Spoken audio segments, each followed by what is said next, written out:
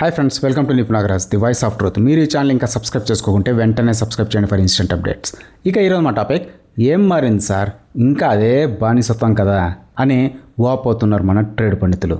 ఏ దేశ చరిత్ర చూసినా ఏమున్నది గర్వకారణం, నరజాతి చరిత్ర సమస్తం పరపీడన పరాయణతం, నరజాతి చరిత్ర సమస్తం పరస్పరాహరణోద్యోగం, నరజాతి సమస్తం రణరక్త ప్రవాహసిక్తం.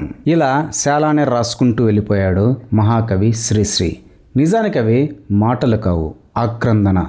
ఇక మ్యాటర్లోకి వెళ్ళినట్టయితే, పూర్వకాలంలో రాచరికాలు ఉండేవి. అమరేంద్ర బాహుబలి తర్వాత మహేంద్ర బాహుబలి అని, ఆ తర్వాత సురేంద్ర బాహుబలి అని, ఆ తర్వాత యోగేంద్ర బాహుబలి అని ఇలా పోతూ ఉండేవి. జనం మాత్రం కట్టప్పల్లాగా చేతులు కట్టుకొని ఉండిపోయేటోళ్ళు. తర్వాత కాలక్రమేణా రాజ్యాలు పోయాయి, దేశాలుగా అవతరించాయి, రాచరికాలు పోయి ప్రజాస్వామ్యాలు వచ్చాయి అని చెప్పుకొచ్చారు. కానీ వాస్తవం ఏంటంటే, రాచరికాలే పేరు మార్చుకొని రాజకీయాలుగా ప్రజాస్వామ్యంలోకి మళ్ళీ వచ్చేసాయి. నిజానికి ఇది నేతల తప్పు కాదు. ప్రజాస్వామ్యంలో ప్రజలే ప్రభువులరా నాయనా అని అంటున్నా కూడా వినిపించుకొని ప్రజలది. ఆస్తులు, వ్యాపారాలు వాళ్ళ వారసత్వంగా వెళ్ళొచ్చు, ఎందుకంటే అవి వాళ్ళ వ్యక్తిగతం. ప్రజలను పరిపాలించే అతి ముఖ్యమైన ప్రక్రియ వారసత్వంగా వెళ్ళిందంటే ప్రజాస్వామ్యం ఉన్నా లేనట్టే. అది రాచరికానికి ఇంకో పేరు అంతే. ఒక్కసారి నవభారత రాజకీయ ముఖ చిత్రాన్ని చూడండి, మీకే తెలుస్తుంది. స్వతంత్ర సంగ్రామంలో ఒక్క ప్రజా పోరాటం కూడా చేయని నెహ్రూ ఫ్యామిలీ జనాన్ని బురిడీ కొట్టించడానికి గాంధీ ట్యాగ్ వేసుకొని రాజకీయాలు చేస్తూ ఉంటే 50 ఏళ్ళు అధికారం ఇచ్చారు.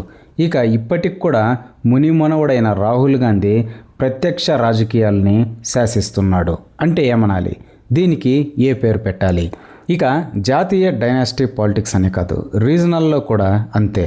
ఉత్తరప్రదేశ్లో తనివి తీరా పదవిని అనుభవించిన ములాయం సింగ్ యాదవ్ ఇక ముసలోడు అవుతున్నప్పుడు తన కొడుకు అఖిలేష్ యాదవ్ని తీసుకొచ్చాడు. జనం పట్టం కట్టారు.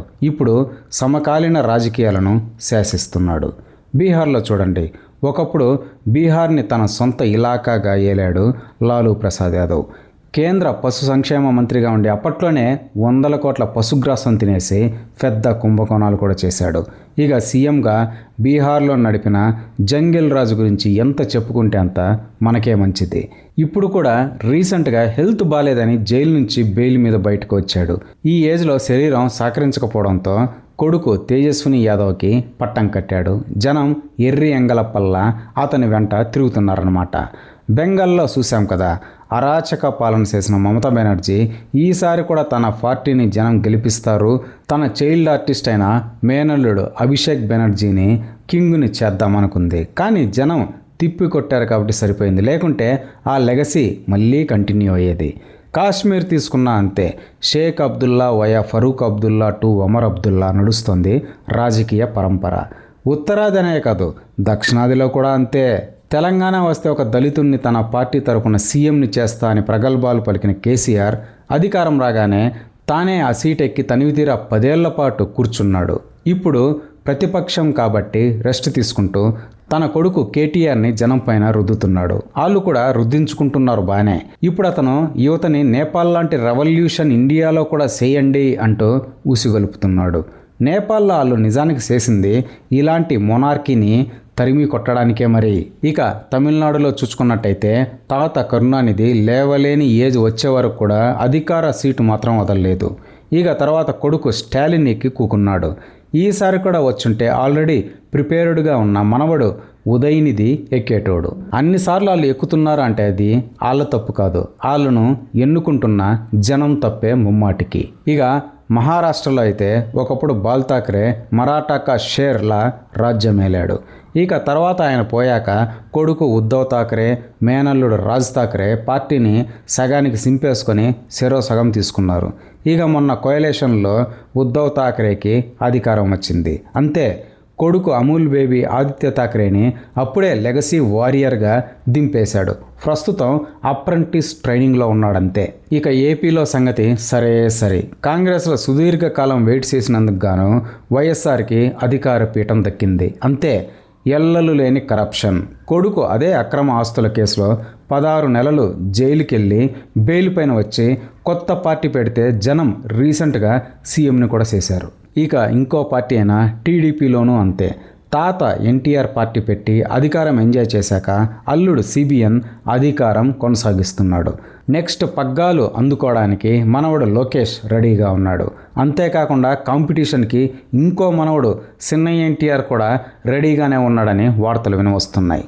వీళ్ళనే కాదు, చిన్నా చితక దేశమంతా ఇదే రొద. ఇది జాతీయ రాష్ట్రీయ స్థాయిలను దాటి ఆఖరికి మీ వీధి వార్డు మెంబర్ వరకు ఇదే తంతు కొనసాగుతుంది. అసలు ఏంటిది? ప్రజాస్వామ్యం వచ్చి ప్రజలే న్యాయ నిర్ణేతలు అయినా కూడా ఇంకా డైనాసిటీ పరంపర ఎందుకు?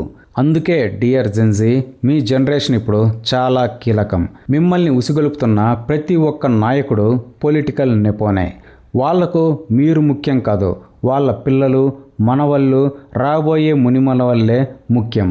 అందుకే వంశ పారంపర్యాలు లేని పార్టీలకే పట్టం కట్టండి. లేకుంటే పేరుకే ఇది ప్రజాస్వామ్యం, నిజానికి పేరు మార్చుకున్న రాచరికమే అవుతుంది. అదే బానిసత్వం, అదే అణచివేత. ఇందుకు కాదు కదా మన స్వతంత్ర సమరయోధులు ప్రాణాలు ఇచ్చి మరీ మనకు స్వాతంత్రాన్ని తెచ్చిపెట్టింది.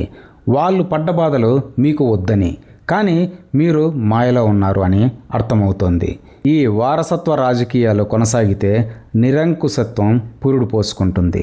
తర్వాత మీరు ఇప్పుడు పొరబడుతున్న నిజమైన డిక్టేటర్షిప్ రాజ్యమేలుతుంది. అందుకే తెల్లారక ముందే నిద్ర లేవండి. జై హింద్. ఇదే ఫ్రెండ్స్ ఈరోజు టాపిక్. ఇలాంటి లేటెస్ట్ అండ్ ఇంట్రెస్టింగ్ టాపిక్స్ కోసం please subscribe to Nipun Nagaras, the voice of truth, and please like, share and comment this video with your valuable opinions. See you again.